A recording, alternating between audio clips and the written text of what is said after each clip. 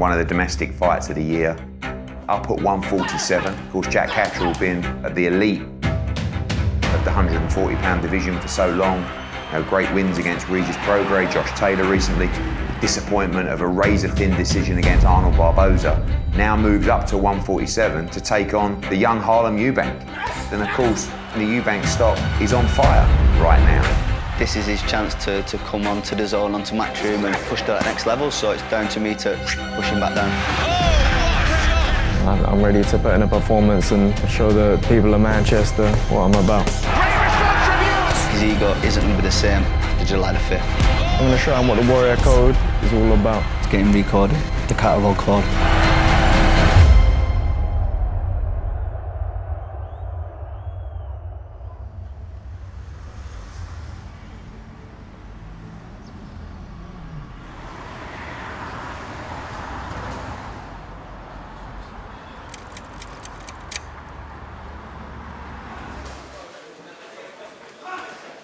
El Gato is like captain of the ship and he's fucking late. Stuck in traffic, weren't I? You can't be late, no matter what, even if it's just a bit of crack.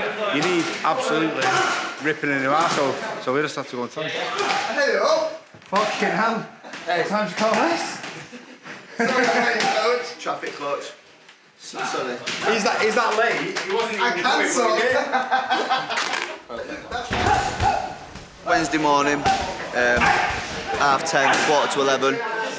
So it's a big day today, it's a sparring day, so Shai's kindly come up from Essex to do some sparring. We're using him for the last couple of weeks, getting great work with him. So we're going to spar today, probably get 8 rounds out. I'm going to refuel, get a coffee, and then we're in the track this afternoon, so Wednesday's a big day today. I've done over 100 rounds with Harlem, so I know Harlem very well. Started my career with Adam Booth, so yeah, I know Harlem. And then obviously I've got a southpaw for my fight, so needed Jack as well. To be honest, he hasn't really asked me much. I think he's got a game plan, I think he's focused. More like got a suitable style, like I'm similar to Harlem, so it kind of benefits him, but not really asked me what he needs to do, he's just focused. That's switched on now. Right, boys. Johnny, get out. Everyone out now, please. On the back of beating 3 former world champions, it's the challenge now of the unbeaten Arnold Barboza Junior. It was a tricky fight. I didn't lose the fight by a landslide. It was a real nip and tuck fight. There needed to be more urgency from myself, especially in the later rounds. I thought I was nicking the rounds in him there, but that wasn't enough, so there's no excuses on my side. I'm better than that. For the last couple of fights, it's always been get through this one, we're going to get the world title shot. And it felt like it's been a bit of a slog, although I'm very grateful to have had these fights, this run of fights. There was a lot of pressure, a lot of people talking about what was coming after Barboza. It was frustrating, nobody wants to lose. I'm very competitive and I've had a great run over these last couple of years. I was kicking myself, but you've got to pick yourself up, surround yourself with the right people. But it's down to me now to prove it and go out there and ensure that I'm a level above that performance.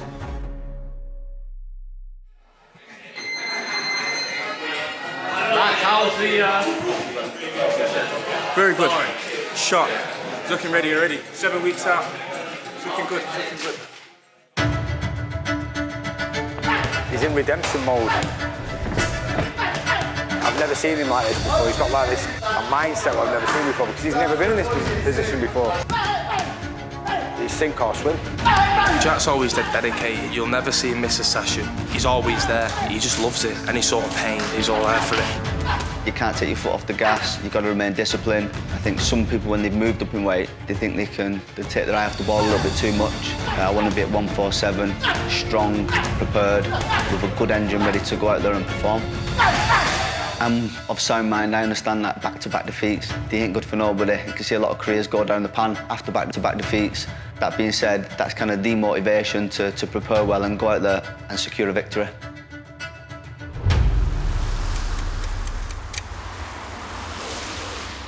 For me, I came into boxing very late. Started in karate as a kid, done it for 4 years, won 2 British titles, got my black belt, and starting secondary school at the age of 11, I went into football. Picked it up very quickly, and within a year I was playing for Brighton & Hove Albion. I've always liked to put myself in an environment where I'm pushing myself to the limit and achieving. And I found boxing after falling out of love with football. And at 18 years of age, walked into the boxing gym, and you're getting punched in the face, and you're trying to figure this out, feeling how hard the sport is, how real it is from the jump.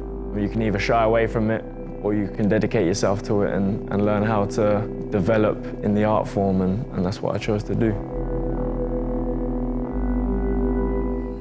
Charlie, you run quite a tight ship in here, don't you? I do until you lot come in. You know what I mean?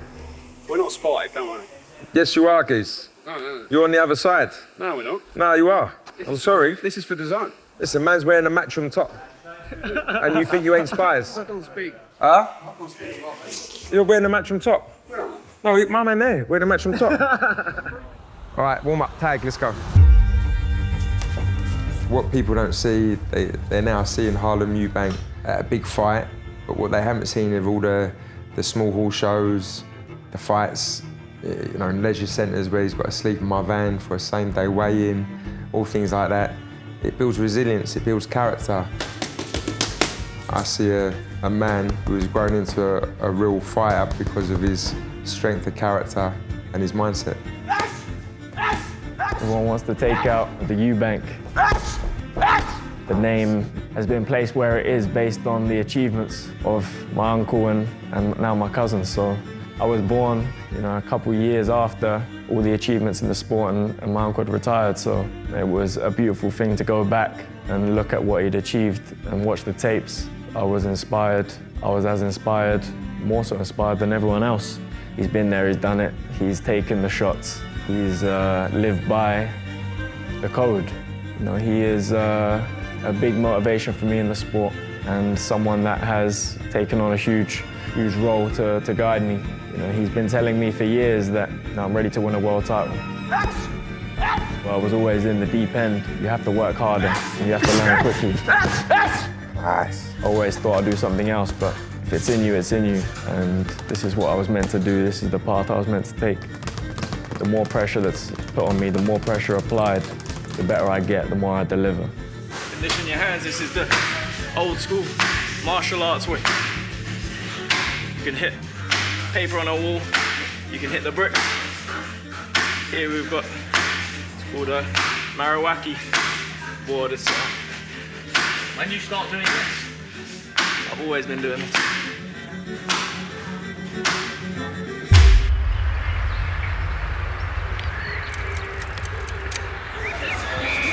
There's an 800-metre track outside. An 800 metre, is it? 400. It's 8, isn't it? 400. Is it? No, track's 800.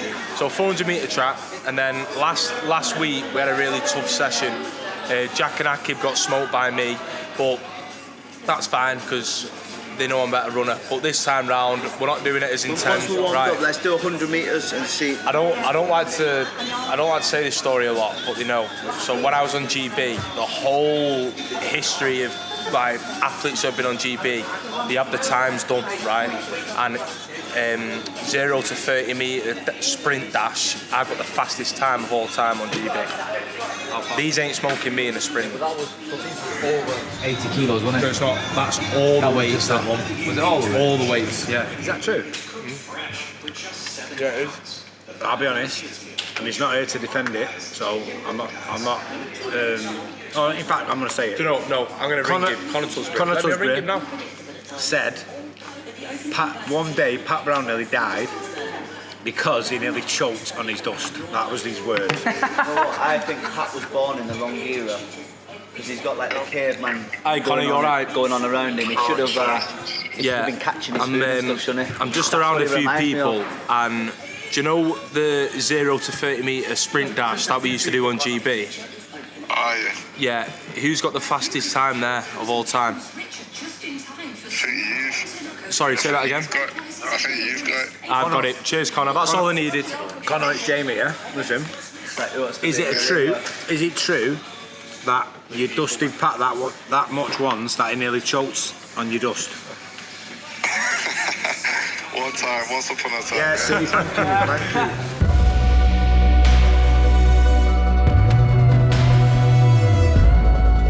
you. On the running machines, as hard as they are, The sort of machine does a little bit of work for you, whereas here they get to run side by side with each other, but they have that competitiveness where they sort of work, you know, going against each other, and they end up in like a race, and the competitiveness of the fighters comes out. Running's not one of Jack's strengths, in all honesty, and when he first came to us, he didn't even run. And as the years have gone on, he's just got better and better at it, and he's made him a better athlete overall. On your mark! No, Set! Go! We're getting down to the ground. Hold on. Alright, don't. Fuck me. Luke's gonna set us off! Ready? 1 minute. No, hey, boys. On your marks. Oh, yeah, Set. Go! Okay.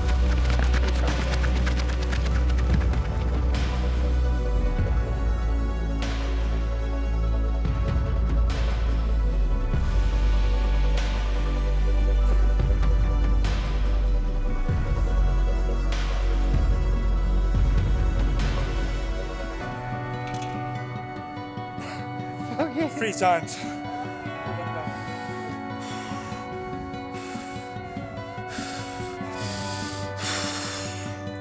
Fucking nice go, me then. Eubank's getting it. Licking what?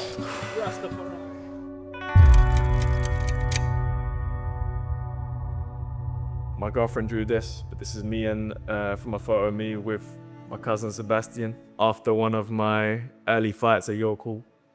This is me with my dad. I think this is my first amateur fight, and I first got onto it. First got into the boxing. My dad came to watch me fight for the first time. You know, we've got the IBF International, WBO Global, two big fights. Got me and my uncle there, and some cool shots in the ring with the Pop Funkos. And down below we've got some gloves that I had done, you know, shortly after my cousin passed. And one of my favorite photos of him down there as well. So Seb was one of the people that believed. Seb was one of the people that really believed in me from the start. So I have a t-shirt made, and it's got his a graffiti image of his face, and it's always carry that with me in my dressing room. It's always a strong thing that I have with me in that setting before I go to war.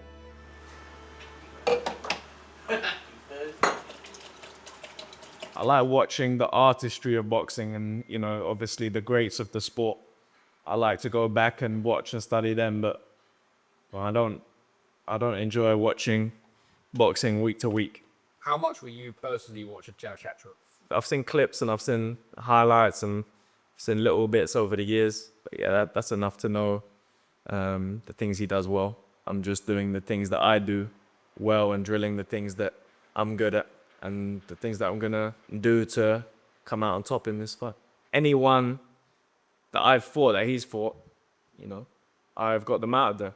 You know, you could say he's the same fighter then as he is now. I think I'm still improving. I don't think he is. And you know, I think that we've seen his ceiling. We're not close to seeing mine. Welcome to the official launch press conference for a big night of boxing coming your way. Your main event then, July 5th, live here from the AO Arena in Manchester. The Warrior Co, Jack Catterall versus Harlem Eubank, a domestic dust-up. The Catterall code. You ain't got no code. It's getting recorded. I'm gonna make you say it after the fight. You've never decoded nothing. You're gonna be decoded. Didn't decode Barboza. You're gonna be recorded. We're done what's about. It's a different level. It caught me eye on the canvas, the Warrior code. So I just let him know at the end of the day, listen, it's gonna be decoded and recorded. I don't know what he made of it. It was interesting because he doesn't usually, you know, try and get his little bit across. I think he was a little bit uncomfortable. You know, we're gonna push that. I think what you see with Eubank is a sharp fighter that doesn't fully understand the fundamentals. I think he's gonna definitely come to try and prove a point. His back's up against the wall. He hasn't prepared like this before. We're expecting the best version of Jack Catterall in there. I believe Harlem Eubank stops Jack Catterall. Yeah, I think he's going to come out the blocks fast. I think he's going to be sharp. He's going to be met with big Charlie jabs in his face. He's going to start feeling it. He's going to retreat, put it right on him, and I don't think he's going to survive. He is world championship level. I believe that I'm a different level, so I think he's in for a rude awakening.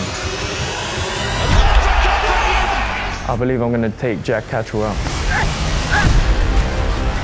The fact that he thinks he's going to come up to Manchester and be emphatic and try and knock me out, I think, all right, game on. It's time to go, knuckle down, prepare well and stop all that nonsense he's coming with. It's going to be a huge crowd. It's a tremendous fight. Many see it as a 50-50 fight. It's must win for Jack Catterall.